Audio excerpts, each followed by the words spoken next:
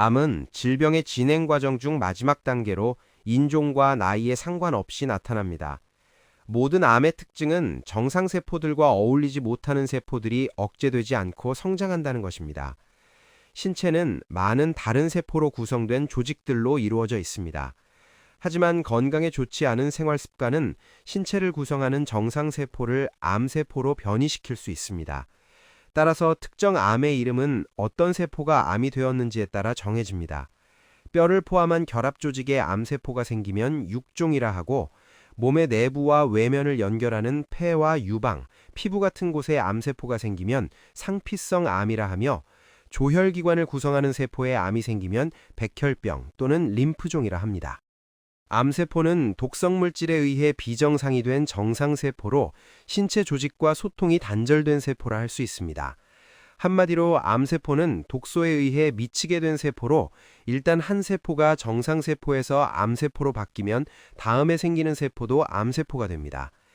암이 나타났다는 것은 이미 오래전부터 문제가 있었다는 것을 의미합니다. 비정상적인 세포 증식을 유발하는 병적 상태가 제거되면 건강은 다시 회복될 수 있습니다.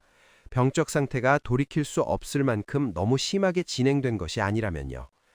암세포를 파괴한다고 해서 암세포 성장의 원인이 제거되는 것이 아닙니다.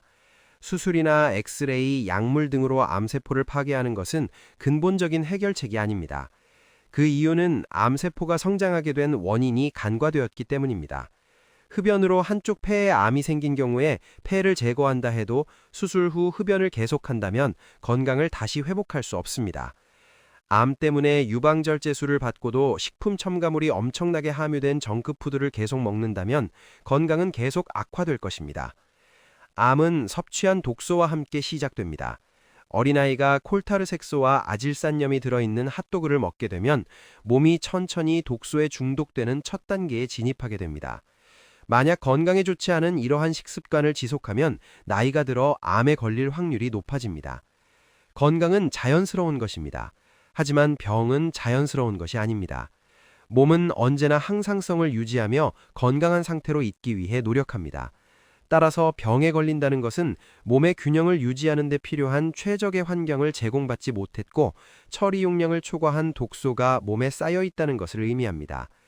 독소가 쌓이면 몸은 독소를 제거해 건강한 상태를 유지하기 위해 노력하는데, 그 과정에서 감기, 독감, 습진, 열, 편도선염 같은 증상이 나타나기도 합니다. 이런 자가치유 과정으로 병의 원인이 제거되고 건강을 위한 필요 조건이 제공되면 건강은 회복됩니다. 하지만 이런 증상의 원인이 제거되지 않은 상태가 지속하면 제거되지 않은 독소가 계속 체내에 축적되고 병은 더 심하게 됩니다. 그리고 결국에는 암이 발병합니다. 암 발병의 주요 원인은 우리 자신입니다. 생활 습관과 암 발병은 상당한 상관관계가 있습니다. 많은 연구들은 육류와 유제품 등 동물성 식단이 암의 발병과 관련이 있다는 것을 보여주고 있습니다.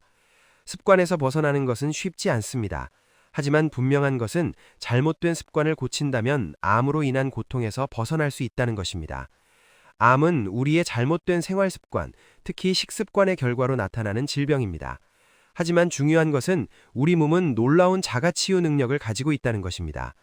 아프다는 것은 우리 몸이 휴식과 치유를 갈망하고 있다는 신호입니다. 충분한 휴식을 취하고 소화의 에너지를 덜 쓰는 채식 위주의 식단을 실천하며 몸의 에너지를 독소 제거와 신체 정화에 집중시킨다면 우리 몸은 다시 건강한 상태를 회복할 수 있습니다. 암으로 인한 고통에서 벗어나 건강한 삶을 되찾는 길은 바로 우리 자신의 생활 습관을 바로잡는 데 있습니다.